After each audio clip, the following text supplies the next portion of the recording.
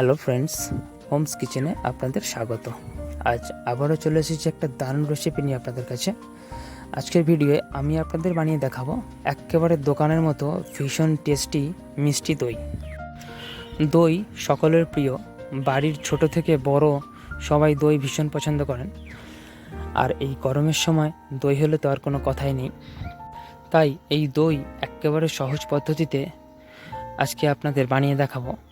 অনেকের অভিযোগ থাকে বাড়িতে দই বসালে খুব ভালো বসে না, নরম থেকে যায়। সাথে কয়েকটা নিয়ম বলে দেব, যেগুলো মেনে চললে একেবারে দোকানের মতো খুব ভালো দই বসবে। দই বানানোর এত সহজ নিয়ম আপনারা জানলে বারবার দই বসাবেন বাড়িতে। আর এই দই খাওয়ার পর বুঝতেই পারবেন না যে বাড়িতে বানানো না দোকান থেকে কিনে আনা। আর ভিডিও শেষে আপনাদের জন্য এমন একটা টিপস দেব দই বসানোর, যতবার দই বসাবেন প্রত্যেকবারে ভালো দই বসবে, একেবারে দোকানের মতো, কোনোবার মিস হবে না। প্রথমেই এখানে আমি দোকানের দইয়ের মতো একটা সুন্দর কালার আনতে ক্যারামেল বানিয়ে নেব। যার জন্য গ্যাসের উপর একটা কড়াই নিয়েছি, কড়াইয়ে হাফ কাপের মতো জল দিয়ে দিয়েছি। এবার এর মধ্যে দিচ্ছি হাফ কাপ চিনি। এখানে আমি দইটা অল্প দুধের বানাচ্ছি, তাই ক্যারামেলটাও অল্প পরিমাণ চিনি দিয়েই বানিয়ে নেব। চিনিটা দেওয়ার পর চামচের সাহায্যে এটা একটু নাড়াচাড়া করে দিলাম। মনে রাখবেন এরপরে এইভাবে ফুটতে দিতে হবে এটাকে, যতক্ষণ না এর ঠিকঠাক কালার আসছে ততক্ষণ এতে টাচ করা যাবে না। দেখুন ধীরে ধীরে কালারটা চেঞ্জ হচ্ছে। যখন একেবারে এর কালারটা লাল হয়ে যাবে তারপরে এটাকে নাড়াচাড়া করতে হবে। দেখুন কালারটা চেঞ্জ হয়ে একেবারে লাল হয়ে গেছে। এবার এটাকে চামচের সাহায্যে নাড়াচাড়া করব। মনে রাখবেন এটা বেশিক্ষণ নাড়াচাড়া করে একেবারে পুড়িয়ে ফেলবো না, কারণ এটা বেশি কালো হয়ে গেলে একটা পোড়া গন্ধ চলে আসবে, দইয়ের মধ্যে একটা তেতো ভাব চলে আসবে। তাই নাড়াচাড়া করার পরে কালারটা ঠিক এই রকম হলে এবার এর মধ্যে অল্প অল্প করে দুধ নিয়ে মেশাতে থাকবো। একেবারে সব দুধটা এর মধ্যে দিয়ে দেবে না, অল্প অল্প দুধ নিয়ে ঠিক আমি যেভাবে দেখাচ্ছি এইভাবে মেশাবো। গ্যাসটা একেবারে লো ফ্লেমে রেখে অল্প অল্প দুধ দিয়ে এইভাবে মিশিয়ে নিচ্ছি।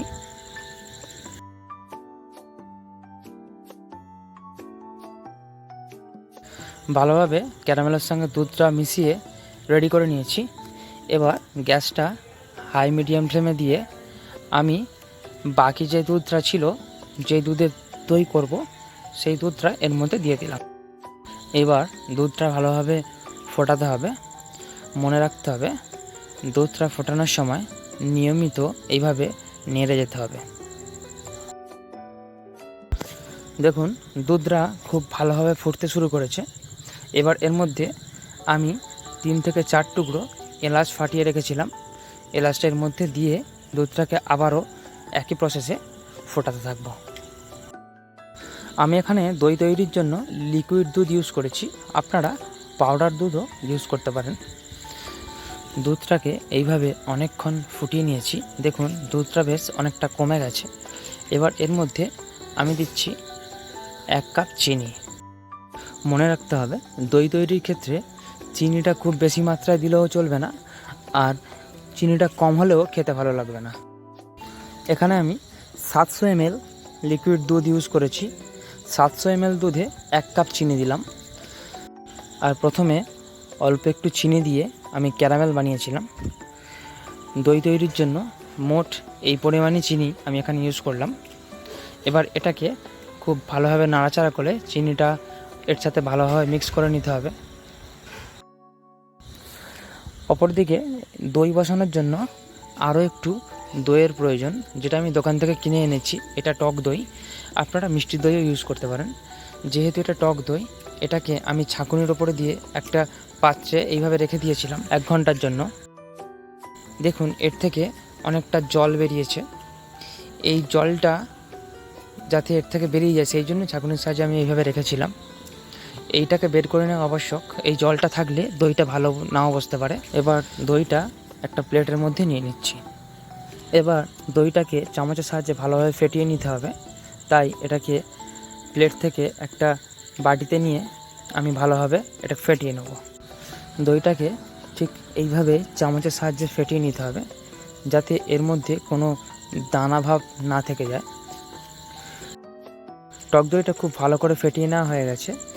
দই তৈরির জন্য যে দুধটা গরম করে ঠান্ডা হতে রেখেছিলাম, সেই হালকা গরম দুধটা অল্প অল্প করে এর মধ্যে দিয়ে ভালো করে এর সাথে মিক্স করতে থাকবো। অনেকেই দেখবেন এই ফেটিয়ে রাখা দইটা গরম দুধের মধ্যে দিয়ে মিক্স করতে থাকে। আপনারা এইভাবে করবেন না, আমি যে প্রসেসে দেখাচ্ছি এই প্রসেসে একবার দইটা বসিয়ে দেখুন, একেবারে দোকানের মতো খুব দারুণ বসবে আর খেতেও ভীষণ টেস্টি হবে। দুধটা অল্প অল্প করে দিয়ে ভালোভাবে এর সাথে মিক্স করে নিচ্ছি। দেখুন কি দারুণ একটা লিকুইড বানিয়ে নিয়েছি। এবার অপরদিকে যে দুধটা ফুটিয়ে রেখেছিলাম দই বসানোর জন্য, দুধটাকে চামচের সাহায্যে ঠিক এইভাবে নাড়াচাড়া করে ঠান্ডা করতে হবে। মনে রাখবেন দুধটা যেন একেবারে ঠান্ডা না হয়ে যায়। দুধটা এই পরিমাণ ঠান্ডা করতে হবে, এই দুধের মধ্যে আঙুল ডুবিয়ে দেখতে হবে কয়েক সেকেন্ড রাখা যাচ্ছে কিনা আঙুলটা। সেই পরিমাণ গরম অবস্থাতেই আমি যে লিকুইডটা বানিয়েছি ওই লিকুইডটা এর মধ্যে দিয়ে দিতে হবে। আমার দুধটা ঠিক এই পরিমাণে ঠান্ডা হয়েছে যে 2 থেকে 3 সেকেন্ড আমি আঙুলটা স্টে করে রাখতে পারছি। এবার এর মধ্যে যে লিকুইডটা বানিয়েছিলাম দিয়ে দিচ্ছি, দিয়ে এটাকে ভালোভাবে এর সাথে মিক্স করতে থাকবো। এইভাবে ভালোভাবে মিক্স করতে হবে। দেখুন দুধটাকে চামচের সাহায্যে এইভাবে নাড়াচাড়া করার পর ওপরে যে গাঁজাটা হচ্ছে, দেখবেন দইটা বসার পর দইটা খেতে আরও ভালো লাগে। তবে মনে রাখবেন লিকুইডটা দেওয়ার পর বেশিক্ষণ দুধটা নাড়াচাড়া করলে দুধটা ঠান্ডা হয়ে যাবে, দইটা ভালো বসবে না। লিকুইডটা দুধের সাথে খুব ভালোভাবে মিক্স করা হয়ে গেছে। আমি এখানে একটা পাত্র নিয়েছি, এটা অ্যালুমিনিয়ামের, আপনারা দেখতে পাচ্ছেন। এই প্রসেসে যদি আপনারা দইটা বসান তাহলে আপনারা যে কোনো পাত্রে দই বসাতে পারেন, সেটা স্টিল হোক, কাঁচের পাত্র হোক, বা মাটির হাঁড়ি হোক, বা অ্যালুমিনিয়াম পাত্র হোক, যে কোনো পাত্রে আপনারা বসাতে পারেন। অনেকের অভিযোগ থাকে মাটির হাঁড়ি ছাড়া দই ভালো বসে না, তাই আমি আপনাদের অ্যালুমিনিয়ামের পাত্রে দই বসিয়ে দেখাচ্ছি। পাত্রটা ভরে দেওয়া হয়ে গেছে। এবার এটাতে একটা প্লেট ভালোভাবে ঢাকা দিয়ে দেবো। এবার এই দইয়ের পাত্রটা রাখার জন্য আমি একটা সুতির কাপড় নিয়েছি, দেখতে পাচ্ছেন। একেবারে ভাঁজ করা অবস্থাতেই এর মধ্যে দইয়ের পাত্রটা রেখে ভালোভাবে ভাঁজ করে একটা এমন স্থানে রাখবো যেখানে কোনো রকম নাড়াচাড়া পাবে না। তবে মনে রাখবেন এটা ডাইরেক্ট মাটি অথবা সিমেন্টের মেঝেতে রাখবেন না, মেঝেতে কিছু পেতে তার উপরে এটা এই অবস্থায় রেখে এর উপরে টাওয়েল বা কম্বল জাতীয় কিছু ঢাকা যেতে পারেন, যাতে এর মধ্যে কোনো রকম হাওয়া না পাস হয়, তবেই কিন্তু দইটা খুব ভালো বসবে। এবার এটাকে এই অবস্থায় আমি 7 থেকে 8 ঘন্টার জন্য ছেড়ে দেব। আমি এখানে দইটা সন্ধ্যাবেলা বসিয়েছিলাম, তাই এটা একেবারে পরের দিন সকালেই খুলছি। আপনারা দিনের বেলাও বসাতে পারেন। সন্ধ্যাবেলা বসালে একটা সুবিধা কি হয়, সারা রাত্রি এটা থাকে, এটা খুলে দেখার কোনো সুযোগ থাকে না। দেখুন কি দারুণ বসেছে দইটা, আপনারা ভাবতেই পারবেন না এত সুন্দর বসেছে দইটা, পুরো দোকানের মতো। দইটা খেতে নিঃসন্দেহে দোকানের চেয়েও খুব ভালো হবে।